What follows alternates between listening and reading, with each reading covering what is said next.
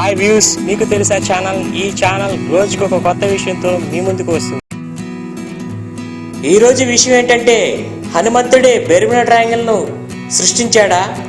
Bermuda triangle mystery గురించి చాలా కథలు ఉన్నాయి. దీని ఉనికి గురించి చాలా సిద్ధాంతాలు, కథలు ప్రచారంలో ఉన్నప్పటికీ నా రీసెర్చ్లో నేను తెలుసుకున్న విషయాలు మీతో షేర్ చేసుకుంటున్నా. ఇంకెందుకు ఆలస్యం, స్టార్ట్ ద ప్రోగ్రామ్.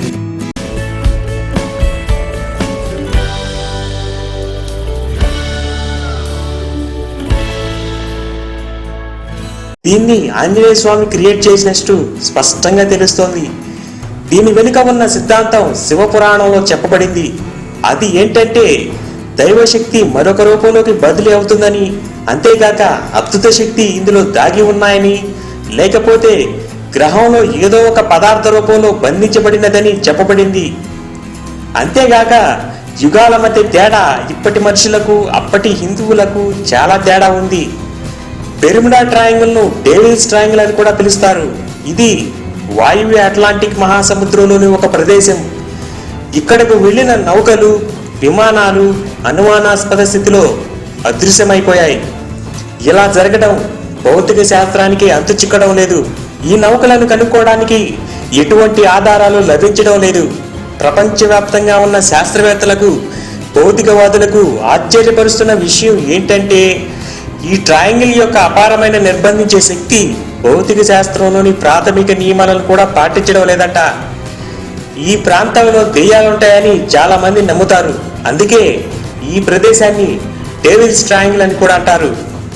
చాలా ప్రమాదాలు ట్రయాంగిల్ యొక్క దక్షిణ సరిహద్దుకు దగ్గరలో, అంటే ఫ్లోరిడాకు ప్యూర్టో రికో మధ్య ఉన్న ప్రాంతంలో ఈ యాక్సిడెంట్ ఎక్కువగా జరుగుతున్నాయి. ఈ ట్రయాంగిల్ కు సంబంధించి పురాణాల్లో చాలా కథలు ఉన్నాయి. అవేమీ వాస్తవమైనవి కాదని కొందరి వాదన. రామాయణంలో డేవిల్స్ ట్రయాంగిల్ గురించి ఒక కథ చెప్పబడింది. ఈ కథలో హనుమంతుడిని చంపబోయే ఒక దెయ్యానికి డేవిల్స్ ట్రయాంగిల్ కు సంబంధం ఉంది. అది ఏంటంటే, రామాయణంలో ఒక రాక్షసి ఉంది. ఆమె హిందూ మహాసముద్రంలో నివసించేది. ఎంత శక్తివంతమైన వస్తువునైనా మనిషినైనా భక్షించే వరాన్ని బ్రహ్మదేవుడి నుండి పొందింది. దీంతో ఎవరూ ఆమె సమీపంలోకి వెళ్ళడానికి ధైర్యం చేసేవాళ్ళు కాదు. సీతాదేవిని వెతికే సమయంలో హనుమంతుడు సముద్రం మీదుగా వెళ్తున్నాడు. హనుమంతుడిని చూసిన రాక్షసి ఎవరో తన శక్తులను గౌరవించడం లేదని అనుకుంది. దాంతో హనుమంతుడిని తన వైపు లాగడానికి ప్రయత్నించింది. అప్పుడు ఏదో అపారమైన అదృశ్యమైన శక్తి వల్ల తన వేగం తగ్గిపోయిందని, తనకు శక్తులు లేనట్లుగా అనిపిస్తుందని హనుమంతుడు తెలుసుకున్నాడు. దీంతో అటు ఇటు చూశాడు. తర్వాత ఒక రాక్షసి తన నీడని ఆమె వైపు లాగడం హనుమంతుడు చూశాడు. ఆ రాక్షసి హనుమంతుడిని తినడానికి ప్రయత్నించింది. దీంతో హనుమంతుడు ఆమెను చంపేశాడు. ఎలాగంటే, హనుమంతుడు తన శరీరాన్ని దక్కించుకుని ఆమె నోట్లోకి ప్రవేశించి తర్వాత ఆమె అంతర్గత అవయవాలను నాశనం చేశాడు. దీంతో ఆ రాక్షసి చనిపోతుంది. చనిపోయిన ఆ రాక్షసి యొక్క కూతురు మరో రాక్షసి చూసి హనుమంతుడికి భయపడి హిందూ మహాసముద్రం వదిలి దూరంగా ఒక రహస్య ప్రదేశానికి పారిపోయింది. ఆ రహస్య ప్రదేశమే ఈ బెర్ముడా ట్రయాంగిల్. పురాణాల ప్రకారం రావణుడు తన నాభి కింద మణిని దాచుకున్నాడు. ఆ మణి ఉన్నంత వరకు రావణుడు అమరుడిగా ఉండేటట్లు వరం పొందాడు. రాముడికి రావణుడికి మధ్య యుద్ధం జరుగుతున్న సమయంలో శివుడు గురుదక్షిణగా ఆ మణిని రావణుడి భార్య దగ్గర నుంచి తీసుకున్నాడు. రావణుడు మరణం తర్వాత ఆ మణిని దాచే పనిని శివుడు హనుమంతుడికి అప్పగించాడు.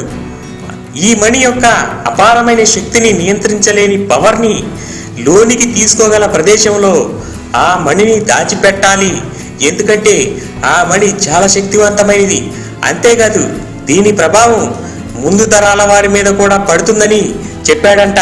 దాంతో ఆ మణిని హనుమంతుడు సముద్ర మధ్యలో చాలా లోతైన ప్రదేశంలో పెట్టాడు. అదే ఇప్పటి బెర్ముడా ట్రయాంగిల్. బెర్ముడా ట్రయాంగిల్ సమీపంలో వెళ్తున్న నౌకలు, పైన వెళ్తున్న విమానాలు కిందకి లాగబడడానికి ఆ మణి యొక్క అపారమైన నిర్బంధించే శక్తి ప్రధాన కారణమని మనం అనుకోవచ్చు. సో ఫ్రెండ్స్, సైన్స్ కు కనబడిన శక్తే దైవశక్తి. ఎన్నో పరిశోధనలు జరిపిన, పురాణాలు నమ్మిన శాస్త్రవేత్తలు మాత్రమే దీన్ని దైవశక్తిగా భావించి హనుమంతుడే ఈ ట్రయాంగిల్ ను సృష్టించినట్లు గట్టిగా ప్రూవ్ చేస్తున్నారు. ఇలాంటి విషయాలు మళ్ళీ తెలుసుకోవాలన్నా, ఇలాంటి వీడియోలు మళ్ళీ చూడాలన్నా వెంటనే సబ్స్క్రైబ్ చేసుకోవడం మాత్రం మర్చిపోకండి. మీకు తెలుసా ఛానల్. మళ్ళీ సరికొత్త విషయంతో మళ్ళీ కలుద్దాం. So friends, take care, bye.